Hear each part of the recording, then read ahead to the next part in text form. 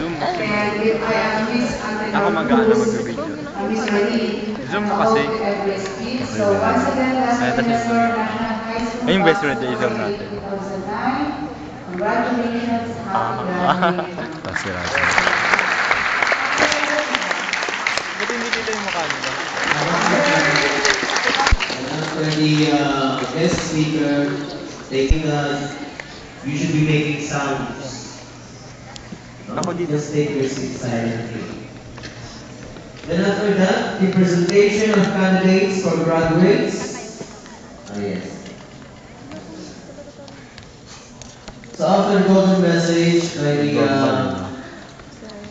guest speaker, we will have now the salutatory address of our Tagal pa dyan, no? Wala pang blue. Ang tagal Wala pa pa. naman yan ng 1 year.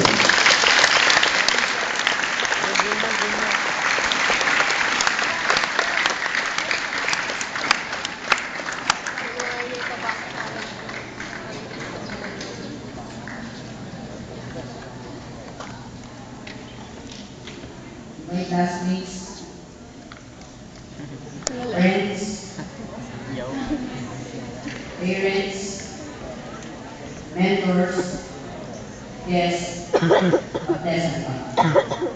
To all of you na lang kasi. all the stressful and tiring matters that have tested most of our needs of sanity have finally grown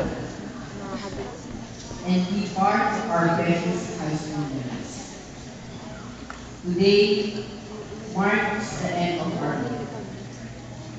Years of books, assignments, researchers, plays, reports, dances, and sports have all led to gratifying moment. We, the graduating class of 2009, sit here watching as the last of our high school careers fade into twilight and nervously awaiting what new adventures tomorrow will bring us.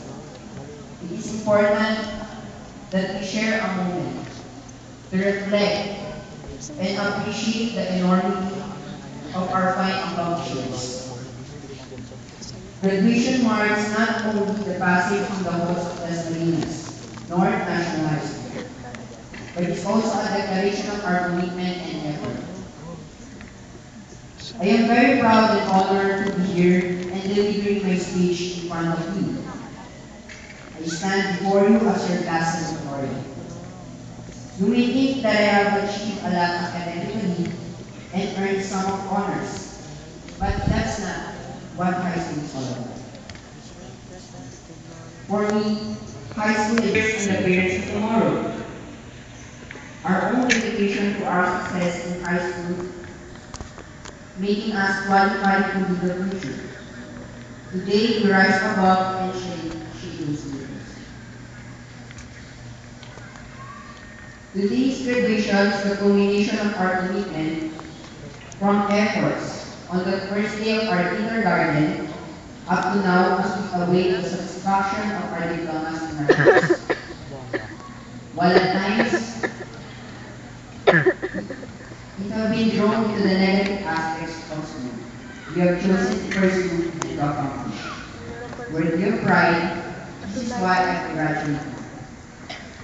With the support of our parents, our teachers, and our friends, we made it to this day and to the beginning of my new stage of our lives. Where we go from here and what you continuously are meant to discover, may remain unseen. But as we step out those doors tonight and stare into the first lights of what is to come and what is to be, always remember tonight's victory. For no matter what tomorrow brings, be it the simplest path or a road run with twists and turns, tonight we share an achievement. Always take with you the memories, the knowledge, and the self-satisfaction of a job well done. I'm glad we've had this time together before we get into that. I am sure all of you will have a different future ahead of you. Have fun, follow your passion, and be yourself at all times. I hope you can all take advantage of the opportunities ahead of you and grab life with both hands. Make the world remember the Dasmariñas North National High School class of 2009. I leave you with one final thought from Henry Louis Mendes. Human existence is always irrational and often painful, but in the last analysis, it remains interesting. Good luck to all of you on your future endeavors. To the graduating class of year Picture mo sila pagkakala. 2009, Pwede ba thank you yun? for everything Hindi. and congratulations Bigyan mo pa. Mabuhay Kanya.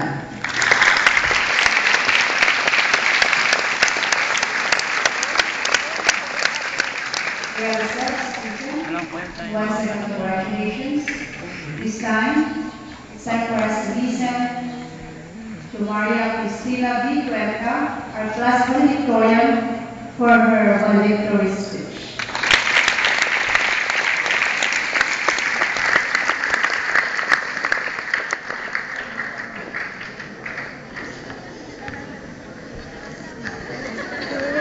Good afternoon. I stand here today, humble and grateful for this moment bestowed upon me to deliver my valedictory speech among my batchmates. The graduating students of Dasmariñas North National High School batch 2008-2007 and to whom I 2008-2009 and to whom I stand for this day. 2006, It's 2007. memorable day of our life.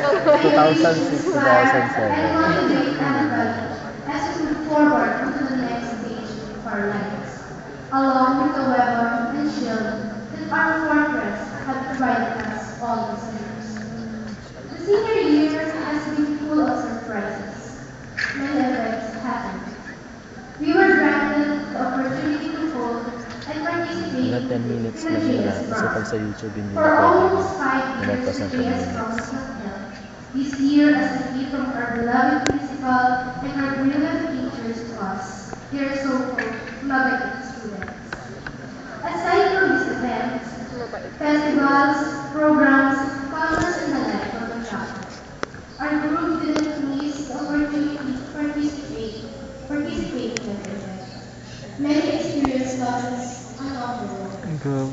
The world so warm, our school saw conflict, but we came together as a class, as neighbors, Ikaw, video mo sa ultimately video. as friends, Video mo naman sa and video. intimately as sisters and brothers.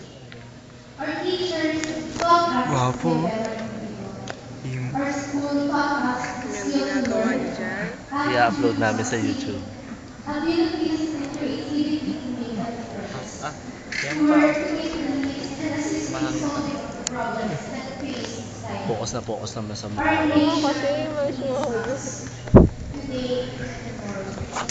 The education that we have now and the education that we come serves as our stepping stone as we move forward to a much bigger part of our lives. And as time passes by and eventually become adults, we should use our achievements as our stepping stone to move forward and create a pedestal for us, the other generations, for all. The future may not be as promising as it used to Picture mo nga doon sa taas. be, Para makita buong but scene. it's very unlikely to realize that we have provided ourselves with better chances and opportunities to upgrade our quality of life. We have, as forestry, contributed. Sana magkaroon ng camera na kasing linaw ng mata. Congratulations to all of us. Mata. Yung hindi na kailangan ng flash. Kasi linaw ng mata natin. Thank you very much, our valedictorian. And now for the presentation of candidates for graduates to be led to us by our principal, Josefina A. Briñas, and the confirmation of graduates by our school's division superintendent, Nella G. Lecor. Nag-aalangan pa ako ba? Palakpak eh. Lord, I have the honor to present to you 300 names candidates for graduation. Kala ko sa akin yun. May. Pag-alatan niyo mga bakla. and 412 senior candidates for graduation. Salin ko naman. By the power vested upon me by the Department of Education, I now declare you graduates.